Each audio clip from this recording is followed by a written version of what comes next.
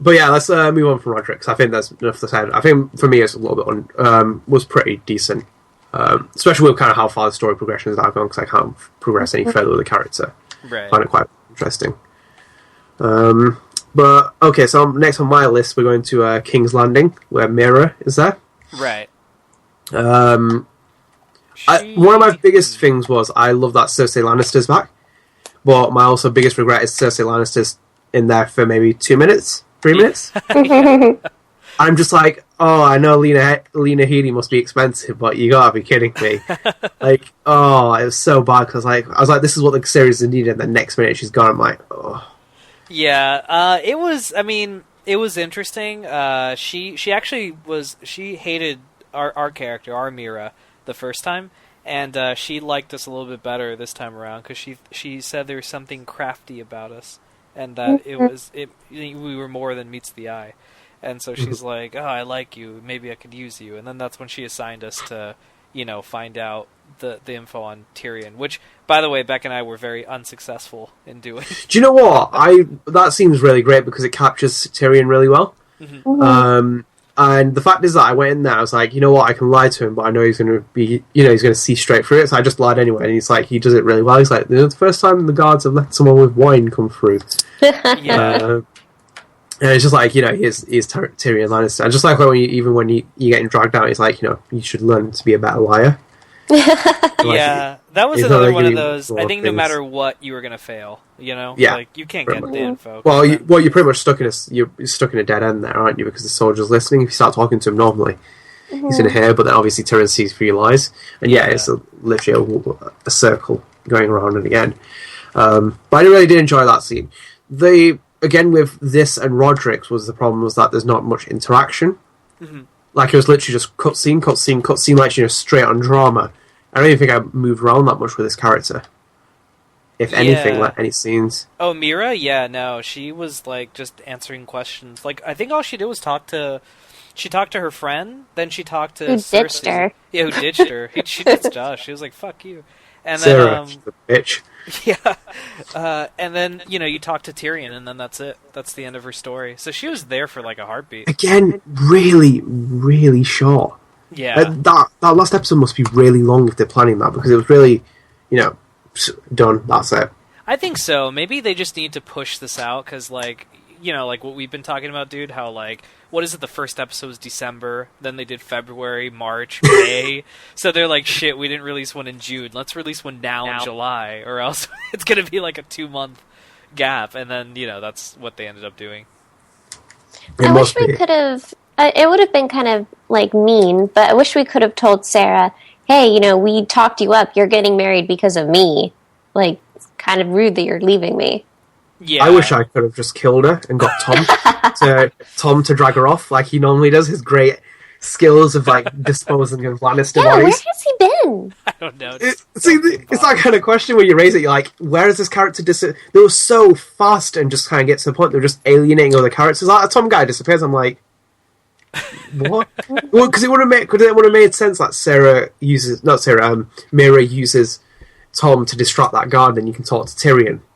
Mm-hmm. That would have been good. And we haven't discussed her murdering someone in a long time. Oh, when the guards started coming for her, I thought, they found the knife.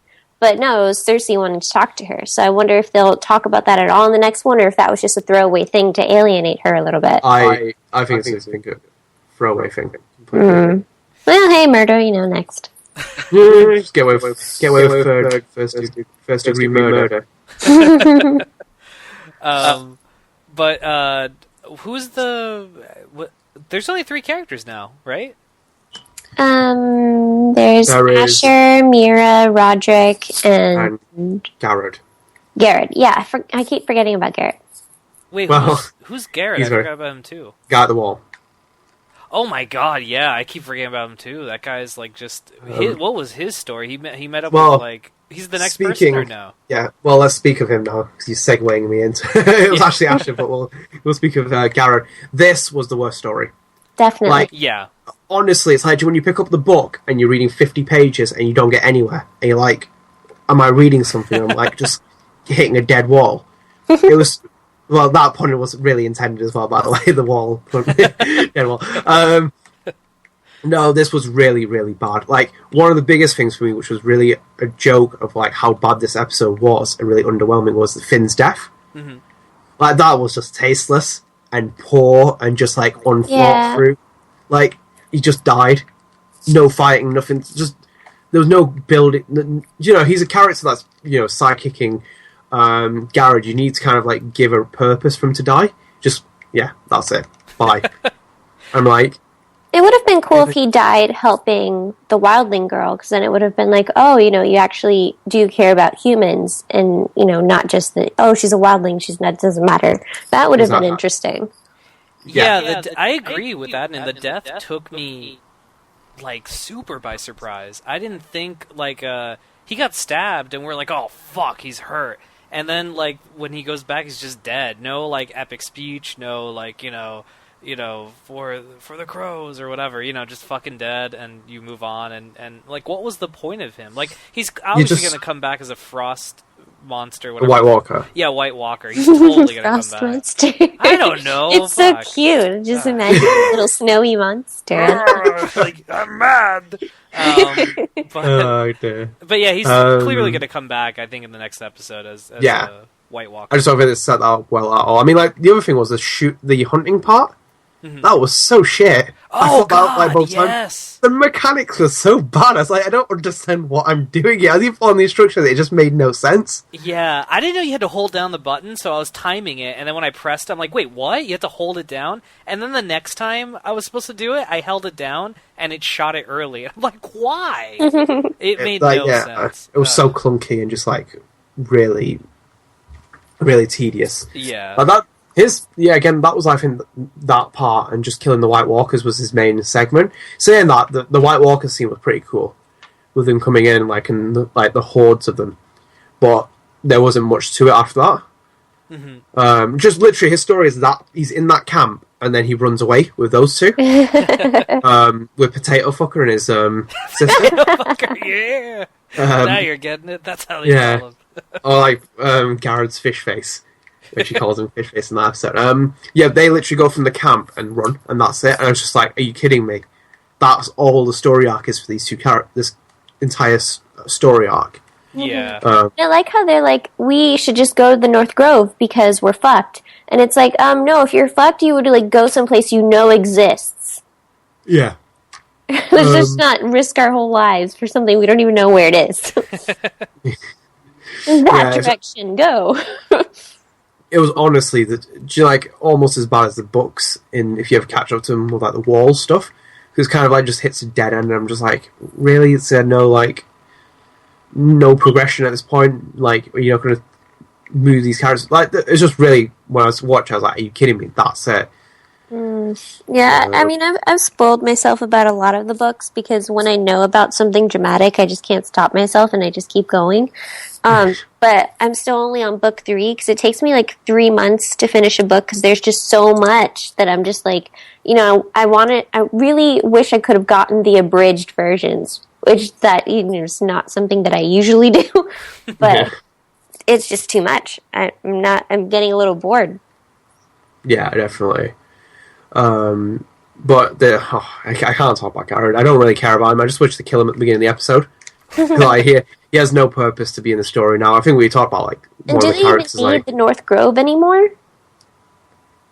What is the North Grove? They just didn't really explain that well. Still, like, have, like, some sort of secret that would help the family, but, like, the family's either screwed or Asher's guys are going to do it. Like, so it's not, unless in the next episode something amazing happens in the North Grove that he's going to then bring back to the family that saves the day rather than Asher's people, then I don't know what his journey was about. Yeah, it's just, but speaking of Asher, we'll jump into him in our final thing. So honestly, the spoilercast is flying so fast, like the episode, because there's not really much to. But he was my favourite character in this episode. Agreed. Yeah. All the action happened, everything was centered on Asher, which would make sense as well because he needs to get to Westeros. He had his gladiator, his "Are you not entertained?" moment. Yeah, that was really cool. Like just his like little speeches. I love when. Did you guys headbutt Beast Yes. Yeah, I was like, fuck you. I was aggressive, dude, in this episode. I'm like... it was my idea. Really? Yes. I'm the one who said headbutt him, and I'm like, are you... And he's like, are you sure? And I'm like, yeah, he wants a strong person. Okay. Yeah, that was my idea, mister. Alright. Not like me, Chris, are you? Are you going to shoot your dad? That was hilarious. Like, yeah, fuck that guy. I'm like, Adnan, he helped raise you, and he's like, yeah, but he just betrayed me. Fuck him. That was so funny, dude. Like, exactly. I mean, like, I can't forgive betrayal like that, no matter how close you are. He also robbed like $1 million or something. Yeah, he fucking kill him. I can't let that go unscathed. It was justice, of course. Yes. No, but like that was the fight scene was just like cool. You jump into the pit. That's where the main part of the action happened. Yeah. I wonder if they took all the other action scenes from the other like story arcs and just put it into Ashes and just like we'll focus on this one part. I was very kind of like, even though I know I was meant to be more of a warrior, I kept being a very pacifist in that pit. Like I saved the guy instead of killing him. Too. Same here. Yeah. I'm too nice. So.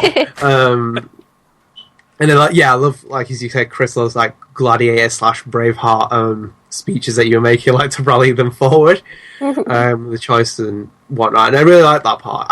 One of the other things was, again, a throwaway was Ash's uncle joining Daenerys. Yeah. Like, it was a bit like... It's not like he's going to be in the TV show. Yeah, I didn't get that. Like, yeah, what the fuck is, like, what was he, like, background extra, like, #1 or something? Like, Yeah, he's just, I don't get, he's like, yeah, I'll take Daenerys' offer and, like, let you go across the Narrow Sea when a war is going to happen. Good luck to House Forrester. Yeah, like, it wouldn't have even made a big difference if he came. Like, if they just wanted to get rid of him, I mean, he could just easily blend into the background. Like, oh, hey, we're going on a boat. Okay, there he is in the background on the boat. Oh, look, hey, we're gonna fight. There he is in a uniform. Like, it doesn't even matter whether he would be there or not, so why not just keep him there? Rather than go him on a quest that he's not going to do anything for. To set that up. But then, the pacing is so off in this episode. It feels rushed. I just didn't get time to set all the characters. Mm-hmm. I think you might be picking up on Chris that probably they wouldn't get rid of the schedule. Because honestly, if they would have taken more time to develop this, they would have had all 6 episodes out before the end of the year. Yeah.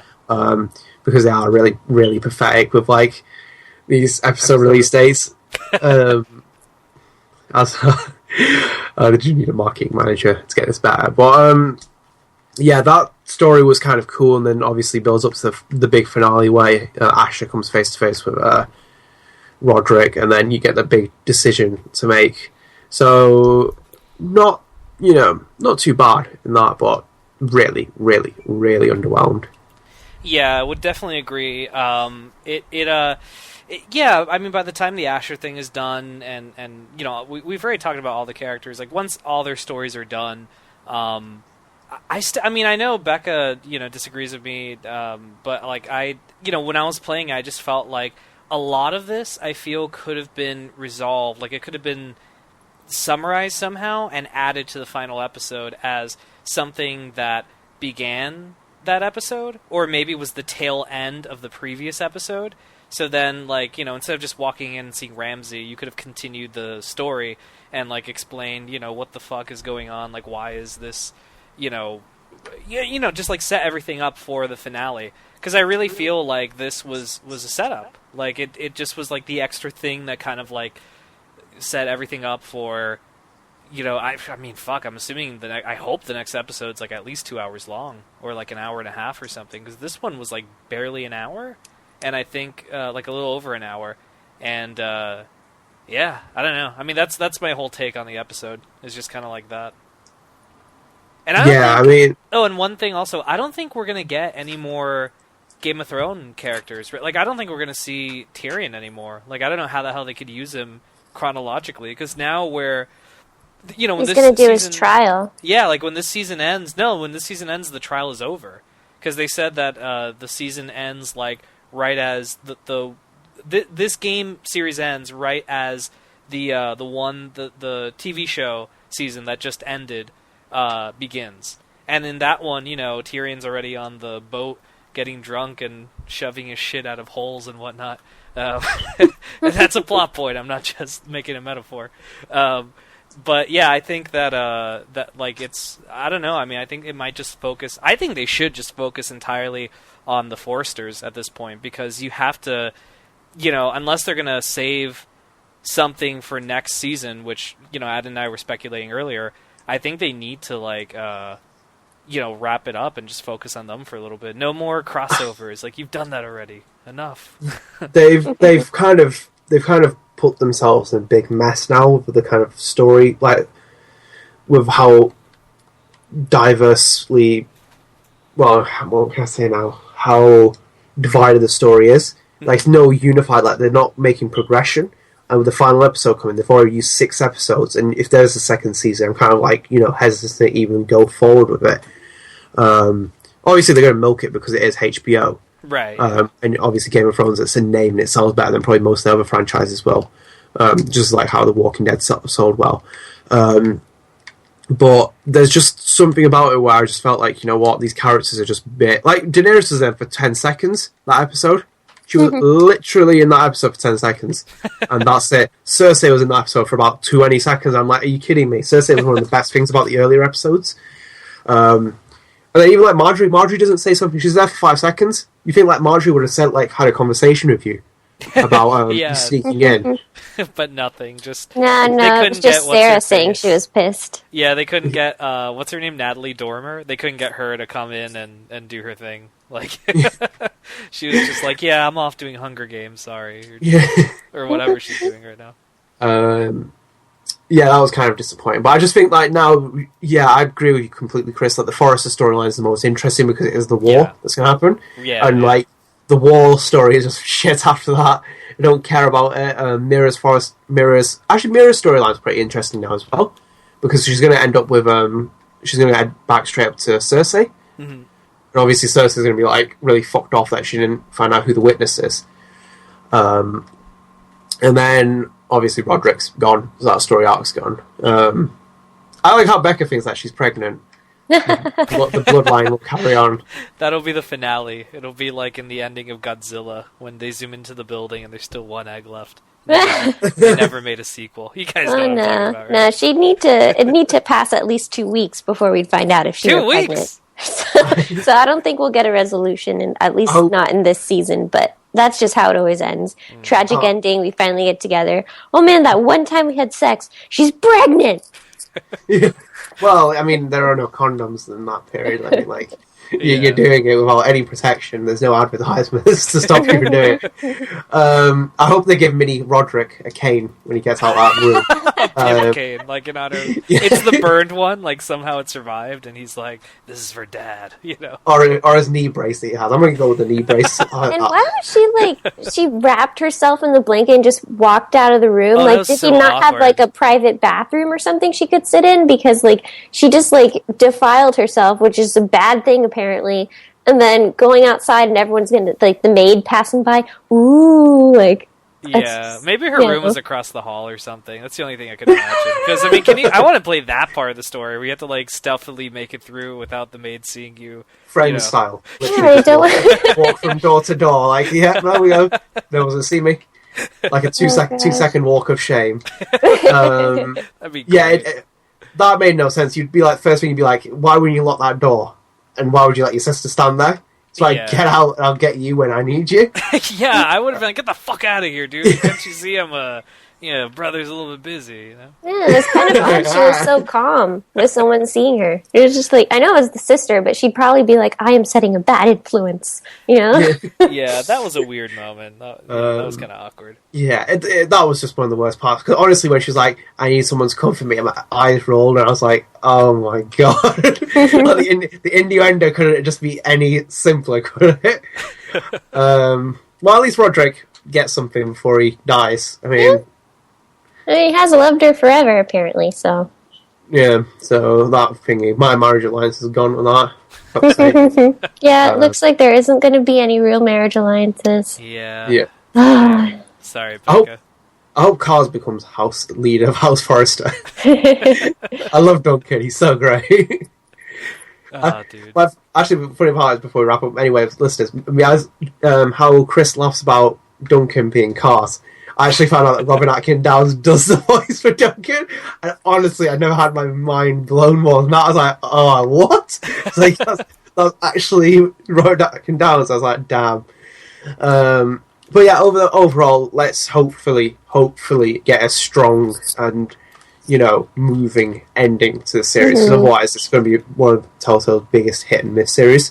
Yeah. Because in every single episode, Tales from the Borderlands has trounced it on equivalents. I think we've talked about it enough times, Chris. Like, it's fucking, so hearty. Awesome. Yeah, it's like the breath of fresh air. Like that, honestly, that has gotten me.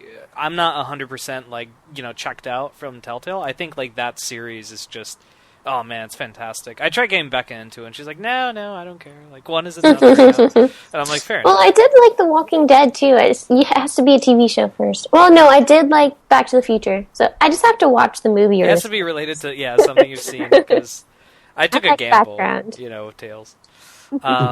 But all right, Becca? Did you have any final thoughts or admin before we wrap up? I think we've kind of like set our fill already. Telltale is setting the standards of the HBO TV show where you see the dragon for like 10 seconds and that's it. The CGI budget must be very high. That episode really annoyed me. She's like, "Oh hey, bye! You all can just die." I know, dragon. But that's where the kind of like criticism came. Where I've been reading a lot of reviews and stuff saying that the characters that's the one character they think that doesn't feel right in that universe, because like Daenerys wouldn't be like that. Because like, have we seen season 4 of the show? And season 5, like she's just been very nosy about things. Like she's still stuck in Mira. Was it Mirren? Marine. Like, she's still stuck. Marine. That's it's Mirren.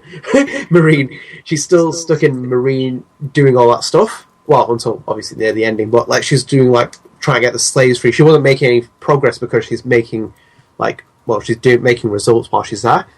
I just think that didn't really capture it well in the episode, because it's like yeah, oh cool, thanks, see ya, bye. I'm like, okay. You've invested so much in these people. Yeah, it's just, and then all of a sudden I'll just take your uncle from you. It's like, okay, and he's like, yeah, I'm gonna stick here and not come back with you. Yeah. All right. Well, I guess that's it then. We'll go ahead and close this episode. Well, that's it for this installment of Spoilercast. To keep up to date with Gamer Headlines and Spoilercast, be sure to follow the Gamer Headlines Show, a podcast that Adnan and I host, on Twitter at TGH Show, or like our Facebook page, the Gamer Headlines Show. Also, Gamer Headlines and Spoilercast can be found on Podbean, Stitcher, iTunes, YouTube, and of course right here at GamerHeadlines.com. Thanks for tuning in, guys, and we will see you in the near future. Goodbye.